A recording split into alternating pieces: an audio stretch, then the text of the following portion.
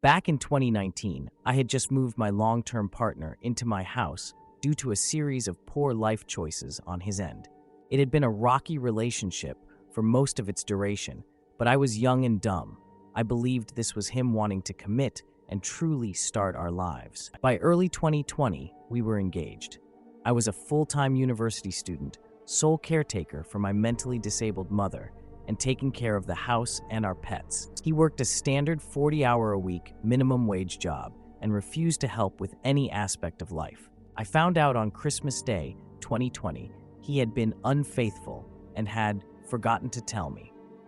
He was planning on leaving me, but had informed everyone except for me because he was failing to secure a new residence. Apparently, his duck buddy didn't like him enough to let him move in.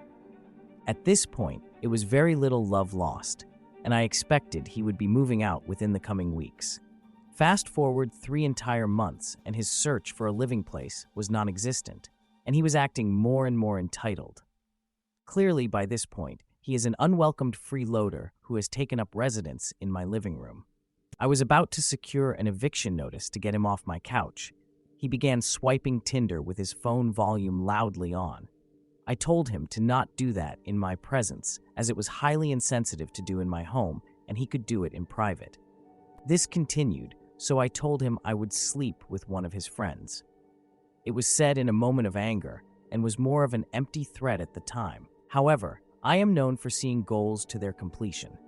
I messaged the guy who was supposedly my ex's best friend and the best man for the wedding.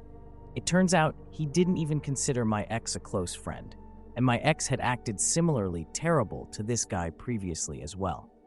We bonded over our terrible experience, hit it off really well in general, and started dating. I was upfront about what the catalyst for me to reach out to him was. After 2 years of dating, we were married April 2nd. He watched me graduate with that bachelor's degree my ex disliked. I'm halfway through my master's, and my husband works in a specialized steady field that supports us.